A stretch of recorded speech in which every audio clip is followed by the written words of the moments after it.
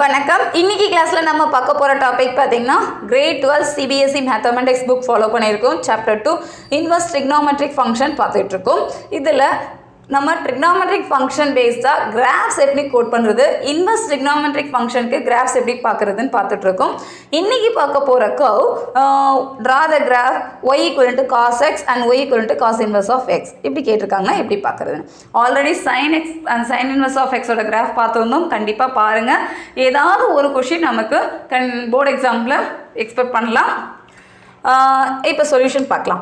Case 1, the graph of the function y equal to cos x.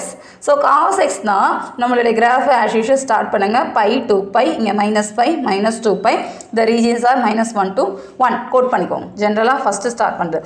காசை பொறுத்தவரை it starts from 1. Sign வந்து 0லேருந்து by போட்டோம், இங்கே வந்து 1லேருந்து π/2.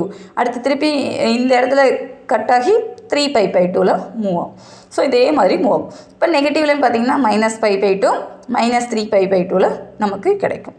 ரீஜியன் பார்த்தீங்கன்னா 1 and -1. ஸோ -1 and 1ல் டச் ஆகும். அவ்வளோதான்.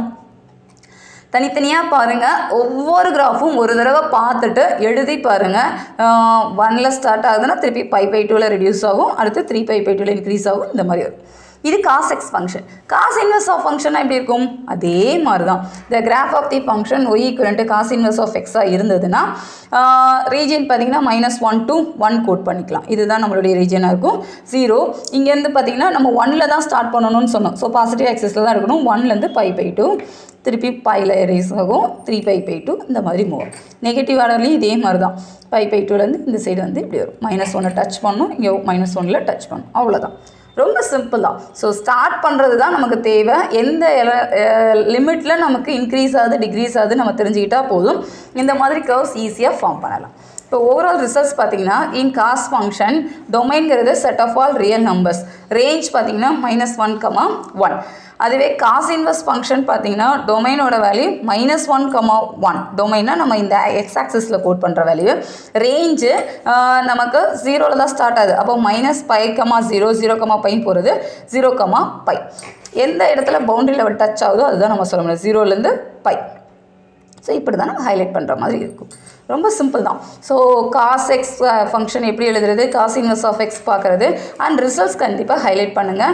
ஒவ்வொரு ஃபங்க்ஷனுக்குமே டொமைன் என்ன, ரேஞ்ச் என்னன்னு தெரிஞ்சுக்கோங்க. அண்ட் ஃபங்க்ஷன்ஸ் எப்படி எழுதுறதுன்னு ஆல்ரெடி நம்ம நிறைய பார்த்துருந்தோம்.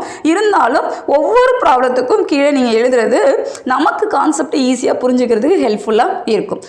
கிராஃப் போட்டு பாருங்கள். உங்களுக்கு ஏதாவது டவுட் இருந்ததுன்னா கமெண்ட் பண்ணுங்கள். நம்ம சேனலை சப்ஸ்கிரைப் பண்ணிக்கோங்க. உங்கள் ஃப்ரெண்ட்ஸ் எல்லாருக்கும் ஷேர் பண்ணுங்கள். நெக்ஸ்ட் டயக்ராம் நெக்ஸ்ட் வீடியோவில் பார்க்கலாம். தேங்க்யூ.